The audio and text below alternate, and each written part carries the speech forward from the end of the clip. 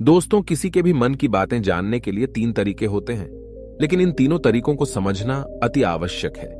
यदि आप इन तीनों तरीकों को समझ लेते हैं, तो आप किसी के भी मन की बातें बड़ी ही आसानी से जान सकते हैं, समझ सकते हैं। तो चलिए इसे एक बुद्ध कहानी के माध्यम से समझते हैं कि किस तरह से आप दूसरों की मन की बातें जान सकते हैं, समझ सकते हैं। बहुत समय पहले की बात है, एक छोटा सा गांव था। उस गांव में दो भाई रहा करते थे। बड़ा भाई अंधा था, जिस कारण वो हमेशा घर पर ही बैठा रहता था, और छोटा भाई खेती किया करता था, लेकिन खेतों में अधिक जानवर आने से पूरी फसलें नष्ट हो जाती थीं, जिस कारण छोटा भाई बहुत परेशान हो चुका था। तभी उसे एक तरकीब सूझी। एक दिन उसने सोचा, खेतों में से इन जानवर को भगाने के लिए क्यों ना मैं अपने बड़े भाई की मदद लूं। वैसे भी बड़े भैया अंधे हैं, अगर वह खेत में बैठे रहेंगे और जानवरों की आहट आने पर वो उन्हें जोर से चिल्लाकर भगा सकते हैं, जिससे हमारी फसलें बच सकती हैं। इसलिए उन्हें मैं खेत में बिठा देता हूं। ये सब सोच विचार करने के बाद उसने अपने खेत में ही एक छोटी सी झोपड़ी तैयार की और अपने अंधे भाई को उस खेत में बिठा दिया और उनसे कहा, भैया, यदि कोई जानवर की आहट आपको सुनाई दे तो आप जोर जोर से चिल्लाना। ये सुनकर वो जानवर यहां से भाग जाएंगे और हमारी फसलें नष्ट होने से बच जाएगी। बड़ा भाई अपने छोटे भाई की बात मान लेता है और वो उस दिन से खेत में ही रहना शुरू कर देता है। जब भी किसी जानवर की आहट उसे सुनाई देती तो वो तुरंत जोर जोर से चिल्लाना शुरू कर देता, जिससे वो जानवर उसके खेतों से भाग जाते। ऐसा करते करते कई दिन बीत चुके थे। तभी एक दिन उसके खेत में एक हिरण भागता हुआ आता है और वह खेत के बांध को तोड़कर वहां से भाग गया। लेकिन उसी हिरण का पीछा करते हुए एक राजा भी उस खेत में आ पहुंचा। तभी राजा की नजर उस अंधे भाई पर पड़ती है। राजा उस व्यक्ति से कहता है, देखो, मैं यहां पर एक जानवर का पीछा करते हुए आया हूं। क्या तुमने उस जानवर को यहां पर देखा है? इस पर वो व्यक्ति कहता है, हे राजन, मैं तो अंधा हूं, मैं भला किसी जानवर को कैसे देख सकता हूं। लेकिन मैं आपको इतना जरूर बता सकता हूं कि जो जानवर मेरे खेतों से होकर भागा है वो आपके लायक नहीं है। आप उसके पीछे अपना समय यूं ही व्यस्त कर रहे हैं। राजा उस अंधे व्यक्ति की बात सुनकर बड़ा अचरज में पड़ गया। वो ये सोचने लगा कि आखिर ये तो अंधा है, फिर इसे कैसे पता कि जिस हिरन को मैं तलाश रहा हूं वह हिरन मेरे लायक है ही नहीं। ये अंधा व्यक्ति मुझे कैसे बता सकता है? तभी राजा उस अंधे व्यक्ति से कहता है, कहीं तुम मुझसे झूठ तो नहीं कह रहे? एक तरफ तुम ये कहते हो कि तुम अंधे हो और दूसरी तरफ तुम ये भी कह रहे हो कि जो जानवर यहां से भागा है वो मेरे लायक नहीं है। इस पर वो अंधा व्यक्ति कहता है, हे राजन, जिसे आप एक हिरण समझ रहे हैं, असल में वो एक हिरण नहीं है, बल्कि एक हिरणी है, और वो भी गर्भवती है। और जहां तक मुझे ज्ञान है, मैंने कभी किसी राजा को किसी गर्भवती हिरणी का शिकार करते हुए नहीं सुना है, और इसी कारण मैं आपसे ये कह रहा हूं कि वो हिरणी आपके लायक नहीं है। आप उसके पीछे अपना समय व्यर्थ ना करें। यह सुनकर राजा और भी अचरज में पड़ गया। वो ये सोचने लगा कि आखिर ये अंधा आदमी ये कैसे जान सकता है कि वो हिरणी है और गर्भवती है। राजा कुछ देर सोच विचार करने के बाद अपने सेनापति से कहता है, सेनापति जी, मुझे वो जानवर जिंदा चाहिए, क्योंकि मुझे यह पता करना है क्या वह हिरणी है और क्या वह गर्भवती है। क्योंकि यह अंधा आदमी बहुत विश्वास के साथ कह रहा है और मुझे इस बात की पुष्टि करनी है। यदि वह हिरणी हुई और गर्भवती हुई तो वह हमारे शिकार के लायक नहीं है, क्योंकि हम तो एक हिरण का पीछा कर रहे थे। इसलिए जाओ और पता करो कि क्या वो हिरणी है। सेनापति राजा से आज्ञा लेकर आगे की ओर बढ़ चलता है, और कुछ देर बाद जब वह वापस लौट कर आता है तो वह राजा को कहता है, हे राजन, इस अंधे आदमी ने जो भी बातें कही हैं वो बिल्कुल सही हैं। वो एक हिरणी ही है और वह गर्भवती भी है। यह सुनकर राजा आश्चर्यचकित रह गया। उसे समझ नहीं आ रहा था कि आखिर अंधा आदमी कैसे पता कर सकता है कि वह जानवर एक हिरणी है, और तो और वह गर्भवती है। भला एक अंधा आदमी यह कैसे देख सकता है? यह कैसे जान सकता है? आखिर इसे यह कैसे पता चला? ऐसे कई सारे प्रश्न अब राजा के मन में उमड़ने लगे।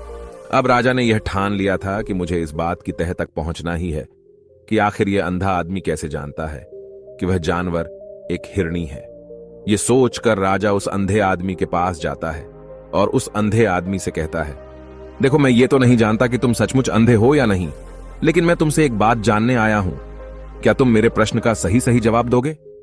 इस पर अंधा व्यक्ति कहता है, हे राजन, आप जो कुछ पूछना चाहते हैं मुझसे पूछ सकते हैं, मैं आपको बिल्कुल सच सच जवाब दूंगा। इस पर राजा कहता है, देखो, एक तो तुम कहते हो कि तुम अंधे हो और दूसरी तरफ तुमने यह बता दिया कि जिस जानवर का पीछा मैं कर रहा हूं वह एक हिरणी है, और तो और वह गर्भवती भी है। आखिर तुम्हें यह कैसे पता चला? तुम्हारे खेत में और भी तो जानवर आते होंगे, और भी तो जानवर यहां से गुजरते होंगे, फिर तुमने यह कैसे अंदाजा लगाया?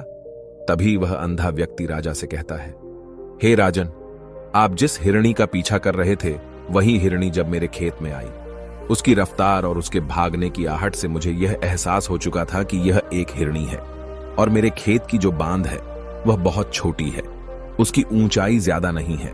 यदि कोई हिरण होता तो उस बांध को बड़ी आसानी से लांघ जाता, लेकिन वह हिरणी इस बांध को तोड़कर भागी है, और यदि वह इस बांध को छलांग लगाकर पार करने का प्रयास करती तो इससे उसके बच्चे को खतरा होता, और इसी बात से मैंने यह पता लगा लिया कि वह गर्भवती है।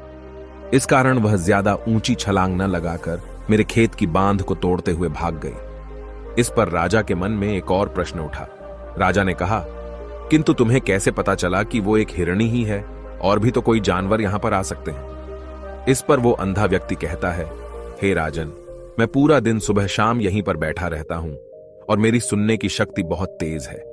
मैं ये बाफ जाता हूं कि कौन सा जानवर मेरे खेत में आया है, और उसी के आधार पर मैं जोर जोर से चिल्लाता हूं ताकि वो मेरे खेत से भाग जाए और मेरे खेत की फसलों को नष्ट ना कर पाए। राजा उस अंधे आदमी का यह जवाब सुनकर पूरी तरह से संतुष्ट हो चुका था। वो मन ही मन ये सोच रहा था कि आदमी भले ही अंधा हो, लेकिन ये तो बड़ा ज्ञानी मालूम पड़ता है। इस आदमी से कुछ ना कुछ तो काम निकलवाना ही चाहिए। ये विचार लिए हुए राजा वहां से वापस अपने महल की ओर लौट जाता है। राजमहल पहुंचते ही राजा उस अंधे व्यक्ति से कहता है, आप तो बड़े ज्ञानी व्यक्ति हैं, आपको किसी भी बात का पता बड़ी आसानी से चल जाता है। आज मैंने आपको यहां पर इसलिए बुलाया है क्योंकि मैं आपसे ये जानना चाहता हूं कि मेरी पत्नी पतिव्रता है या नहीं। इस पर वो अंधा व्यक्ति कहता है, हे राजन, ये कैसा प्रश्न हुआ? इस पर राजा कहता है, मैंने आपसे बिल्कुल उचित प्रश्न किया है, मुझे इस प्रश्न का उत्तर दीजिए। इस पर वो अंधा व्यक्ति कहता है, हे राजन, ये सारी बातें जाने दीजिए। आपकी शादी को इतने साल बीत चुके हैं, और अब आप ये बात क्यों जानना चाहते हैं? आपके मन में ऐसे प्रश्न क्यों उठ रहे हैं? इस पर राजा जिद करते हुए कहता है, देखिए, आपको मुझे इस प्रश्न का उत्तर तो देना ही होगा। यदि आप मुझे इस प्रश्न का उत्तर नहीं देंगे तो मैं आपको मृत्युदंड दे दूंगा।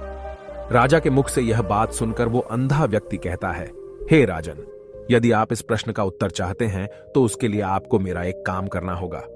राजा कहता है, बोलो, मुझे क्या काम करना होगा? इस पर व्यक्ति कहता है, इसके लिए आपकी पत्नी को मेरे साथ कमरे में अकेले छोड़ना होगा। उस अंधे व्यक्ति की यह बात सुनकर राजा पहले तो क्रोधित हो जाता है, लेकिन फिर कुछ सोच विचार करने के बाद वह उस व्यक्ति की बात मान लेता है और अपने सेनापति को आदेश देता है, सेनापति जी, इस व्यक्ति को और मेरी पत्नी को एक कमरे में कुछ देर के लिए अकेला छोड़ दे। सेनापति बिल्कुल वैसा ही करता है।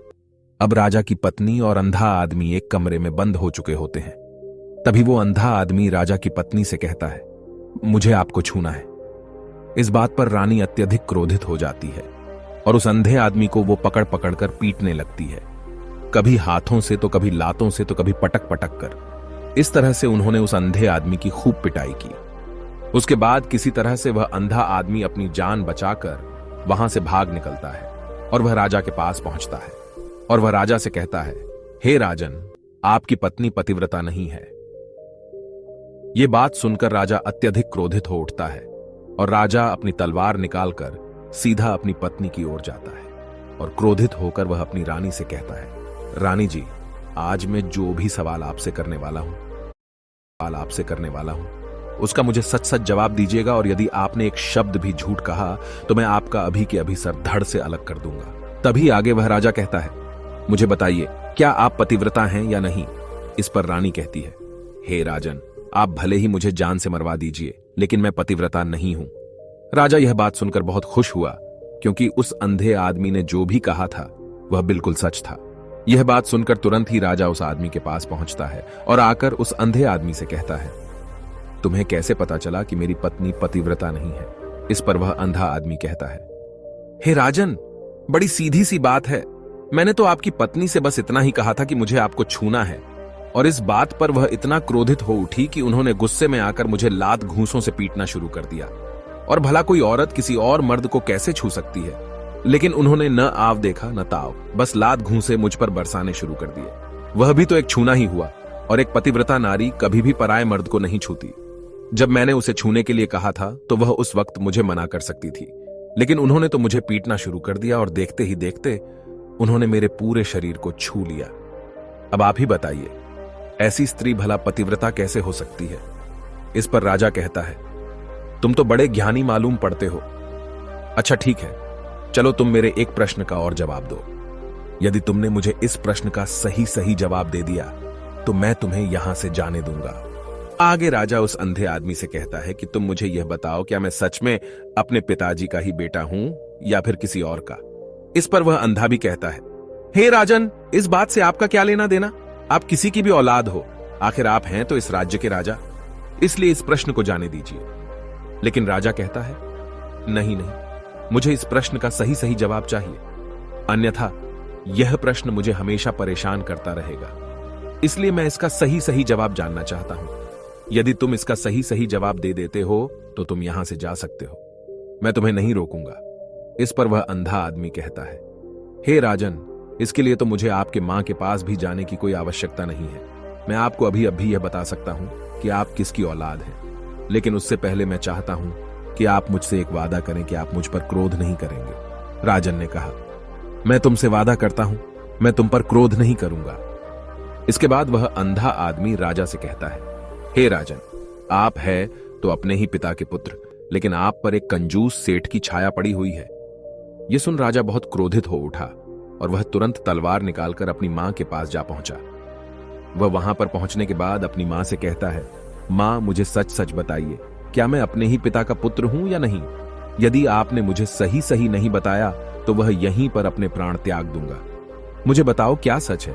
इस पर उस राजा की मां कहती है, बेटा, तू है तो अपने ही पिता का पुत्र, लेकिन तुम्हारे ऊपर एक कंजूस सेठ की छाया पड़ी हुई है। जब मैं एक बार नहाने के बाद अपना मुंह आईने में देख रही थी, तभी उस कांच के पीछे मुझे एक कंजूस सेठ नजर आता है और उसी की छाया तुम पर पड़ चुकी है। यह सुन राजा बहुत खुश हो जाता है और वह तुरंत दौड़ा दौड़ा वापस उस अंधे आदमी के पास पहुंचता है और उस अंधे आदमी से कहता है, तुम्हें यह कैसे पता चला कि मुझ पर एक कंजूस सेठ की छाया पड़ी हुई है? इस पर वह आदमी कहता है, हे राजन, आपने मुझसे कई सारे सवाल पूछे जिनका जवाब मैंने आपको सही सही दिया है।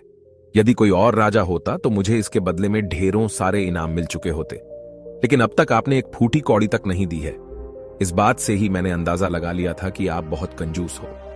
यह बात सुनकर राजा जोर जोर से हंसने लगा और कहता है कि आप जो भी मांगेंगे वह मैं आपको अवश्य दूंगा, लेकिन मुझे यह बताओ कि तुम्हें कैसे पता चल जाता है कि कौन सी बात सही है और कौन सी गलत? तुम किसी भी बात का इतना सटीक और सही जवाब कैसे दे पाते हो? इस पर वह अंधा आदमी कहता है, हे राजन, मैं तो वैसे ही अंधा हूं। यदि मेरी आंखें होती तो मैं किसी की भी मन की बातें बड़ी सरलता से जान लेता। मन की एक भाषा होती है और यह भाषा मनुष्य के शरीर के व्यवहार के रूप में देखी जा सकती है। उसकी आंखों से, उसके होठों से, उसके काम करने के तरीके से, उसकी क्रियाओं से पता किया जा सकता है कि उसके मन में क्या चल रहा है। उसके आधार पर हम किसी के भी मन की बातें जान सकते हैं। लेकिन मैं तो अंधा हूं, मैं देख नहीं सकता, इसलिए मैं क्रियाओं से देखता हूं।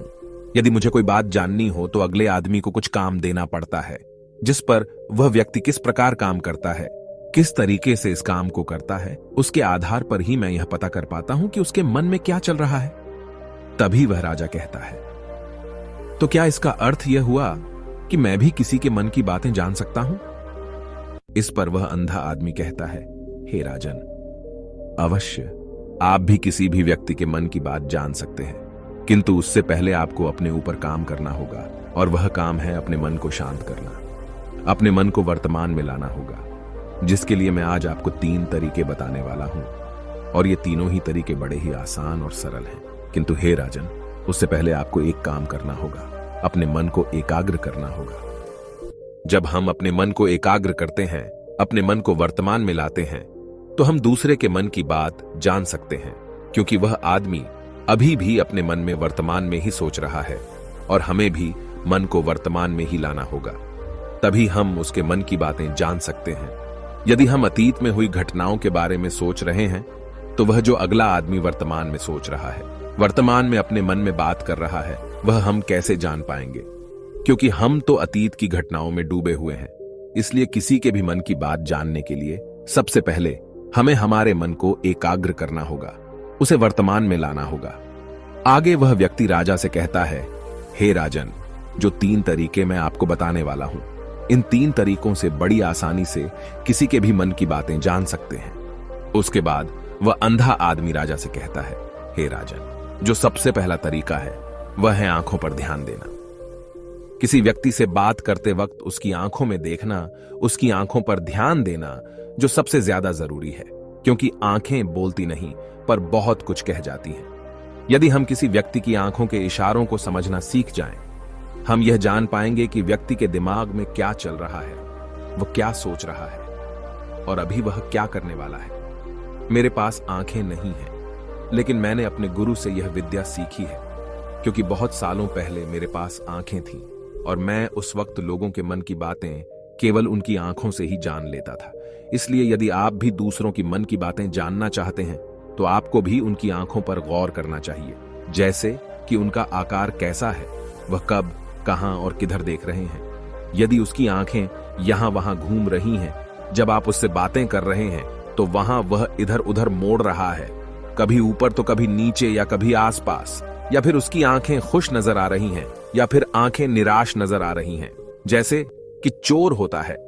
उसकी आंखों में जब हम देखते हैं तो हमें यह पता चलता है कि अगले आदमी ने कोई गलती की है। ठीक उसी प्रकार जब हम किसी चालाक व्यक्ति की आंखों में देखते हैं तो आपको पता चलेगा कि उसकी आंखों में एक भाषा होती है। एक बहुत ही सीधा और आसान तरीका होता है। यदि आपको यह पता लगाना है कि सामने वाला व्यक्ति आपसे झूठ कह रहा है या फिर सही, तो आपको उसकी आंखों पर ध्यान देना अति आवश्यक है। यदि आपसे बात करते वक्त वह व्यक्ति अपनी आंखें यहां वहां घुमा रहा है, ऊपर नीचे, इधर उधर, दाएं बाएं, हर जगह देख रहा है, तो इसका अर्थ यह हुआ कि वह उस बात से निकलने का कोई रास्ता ढूंढ रहा है, वह कोई झूठ बना रहा है। यदि सामने वाला व्यक्ति आपसे कुछ झूठ कहने का प्रयास कर रहा है तो वह आपसे नजर नहीं मिलाएगा। वह यहां वहां देखेगा, ऊपर नीचे देखेगा, लेकिन वह आपकी आंखों में आंखें डालकर कभी नहीं देख पाएगा, क्योंकि उसे डर है कि यदि उसने आपकी आंखों में आंखें डालकर देखी तो उसका झूठ पकड़ा जाएगा और लोगों को सच्चाई का पता चल जाएगा। और इसी प्रकार कुछ और भी भाषाएं होती हैं। जब आप किसी की आंखों में आंखें डालकर यह देखना शुरू कर देंगे कि उसके हाव भाव क्या है, ठीक उसी प्रकार चेहरे के हाव भाव होते हैं, जिससे हम मन की बातें बड़ी आसानी से समझ सकते हैं और इन्हें भी समझना बहुत जरूरी है। कभी कभी कोई व्यक्ति अपने चेहरे से जैसे आंख, होंठ और बहुत से कुछ अलग अलग व्यवहार करता है। यदि आप किसी व्यक्ति के चेहरे में गौर करेंगे तो आप आसानी से समझ पाएंगे कि वह व्यक्ति निराश है, जब व्यक्ति बहुत उदास है, या फिर वह बहुत खुश है, या फिर उसे कोई बहुत बड़ा दुख है। वह अपने अंदर क्या महसूस कर रहा है, ये सारी बातें हम उसके चेहरे के हाव भाव से पता कर सकते हैं। फिर चाहे इंसान जुबान से कुछ बोले या ना बोले, लेकिन आप उसके चेहरे से सब कुछ पता कर सकते हैं। आगे व्यक्ति राजा से तीसरा तरीका बताते हुए कहता है, हे राजन, इसी प्रकार तीसरी भाषा भी है, अर्थात तीसरा तरीका भी है, और वह है हाथों के इशारे और शरीर का व्यवहार। मन की बात समझने के लिए हमें हाथ के इशारे और शरीर के व्यवहार को समझना बहुत आवश्यक है। कोई व्यक्ति जब बात करता है तो आपने देखा होगा कि वो अपने हाथों को हिलाता रहता है, अपने हाथों से इशारा करता रहता है। बातों के साथ साथ अपना शरीर का जो व्यवहार है, अर्थात बॉडी लैंग्वेज, उसका भी पूरा उपयोग करता है, जिससे हमें यह पता चल पाता है कि वह व्यक्ति हमारी बातों पर कितना ध्यान दे रहा है और उसके मन में क्या चल रहा है। शरीर के व्यवहार को देखने के लिए उसके हाथ मटकाने, शरीर मटकाने और चेहरे पर बार बार हाथ लाने, हाथों का एक दूसरे से मसलना, ऐसी बहुत सी क्रियाएं होती हैं, उस पर हमें ध्यान देना अति आवश्यक है। मन की बात को समझने के लिए हमें शरीर के व्यवहार को भी समझना पड़ता है। यदि हम इन 3 तरीकों को सही तरीके से ध्यान देकर इन 3 तरीकों को अच्छे से समझ लेते हैं तो हम बहुत जल्दी किसी भी व्यक्ति के मन की बातें बड़ी सरलता और सहजता से जान सकते हैं। इसलिए यदि आपको किसी के मन की बातें जानी है तो आपको उसकी आंखों पर, उसके चेहरे पर, उसके शरीर के हाव भाव को और उसके हाथों को ध्यानपूर्वक देखना और समझना होगा, जिससे आप यह समझ पाएंगे कि आखिरकार उसके मन में क्या चल रहा है और वह क्या सोच रहा है। लेकिन उनसे पहले आपको अपने मन को एकाग्र करना होगा, शांत करना होगा और अपने मन को वर्तमान में लाना होगा। तभी आप उस व्यक्ति की इन सभी क्रियाओं पर ध्यान दे पाएंगे, उन्हें समझ पाएंगे। अन्यथा आप यदि अतीत की घटनाओं में व्यस्त हैं, भविष्य की योजनाओं में व्यस्त हैं, तो आप उस व्यक्ति के हाव भाव पर कभी ध्यान ही नहीं पाएंगे और न ही आप कभी यह समझ पाएंगे कि आखिर उस व्यक्ति के मन में क्या चल रहा है, वह क्या सोच रहा है। आपने देखा होगा कि ऐसे कई बड़े संत महात्मा हैं जो बड़ी ही शांति से आपको देखते हैं और आपको देखकर ही ये बता देते हैं कि आपके मन में क्या चल रहा है, आप उनसे क्या जानने आए हैं। और इसका सबसे बड़ा प्रमुख कारण यही है कि वह आपको पढ़ सकते हैं, आपको समझ सकते हैं, आपकी मन की बातें जान सकते हैं, क्योंकि उनका मन एकाग्र है, शांत है। और यही कारण है कि वह आपके मन की बातें बड़ी सरलता से समझ जाते हैं। यदि आपने अब तक पूरी कहानी को सुना है तो मैं आपसे एक छोटा सा अनुरोध करना चाहता हूं। कृपया इस चैनल को सब्सक्राइब करें ताकि मैं आपके लिए और भी ऐसी ही ज्ञान से भरपूर कहानियां लेकर आ सकूं। नमो बुद्धाय। मिलते हैं एक नई कहानी के साथ अगली वीडियो में।